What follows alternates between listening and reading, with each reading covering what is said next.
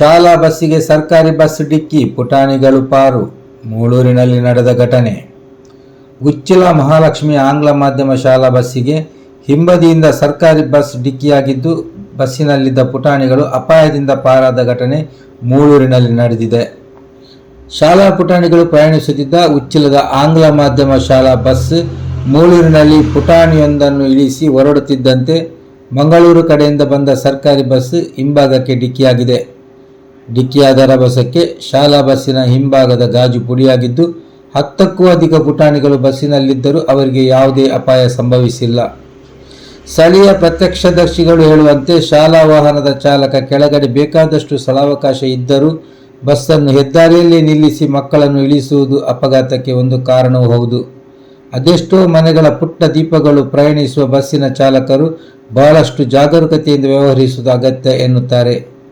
ಇಲ್ಲಿ ಶಾಲಾ ವಾಹನ ಚಾಲಕನ ತಪ್ಪು ಮಾತ್ರವಲ್ಲ, ಅಜಾಗರೂಕತೆಯಿಂದ ಸ್ಕೂಲ್ ಬಸ್ಸಿನ ಹಿಂಭಾಗಕ್ಕೆ ಡಿಕ್ಕಿ ಮಾಡಿದ ಸರ್ಕಾರಿ ಬಸ್ ಚಾಲಕನ ತಪ್ಪು ಅಷ್ಟೇ ಇದೆ ಎನ್ನುತ್ತಾರೆ.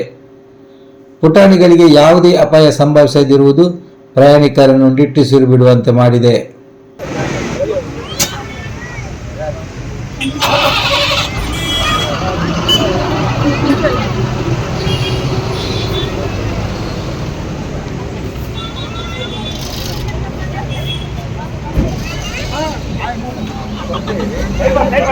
ಪೊಸಿಷನ್ ಮೂಲ ಸೇಫ್ ಯೋ ವಿರೋಧ ಪೊಸಿಷನ್ ಅವಳುಂಡ ಈಗ ಮುಂತಾದ ಬಾಲ ಜತದ ಇಡೆ ಮುಟ್ಟ ಬೈದು ಪಕ್ಕ ಬತ್ತಿದ್ದಿ ಆ ಮೂವ ನಗಂದು ದೀನ್ ಈ ಜನ ನಿಜವಾದ ಒಂದೇ ದೂರ ಈ ಜನ ತೂತಿಚ್ಚಿ ಬಸ್ ಡ್ರೈವರ್ ತೂತಿನೇ ಎನ್ನ ಅಭಿಪ್ರಾಯ ಈಗ ನಾನು ತೂತಿನ ಸಾಧ್ಯನೇ ಸಾಧ್ಯ ಯಾಕಂದ್ರೆ ಅಪ್ಪು ಈ ಜನದಲ್ಲಿ ರೊಟ್ಟಿ ಹೋಲು ಅವಳು ರೋಡ್ ಮುಂತಾದ ಈತಿ ಜಾಗ ಜೋಕ್ಲಿನ ಜಪ್ಪನಾಗಿ ಬರಿಟು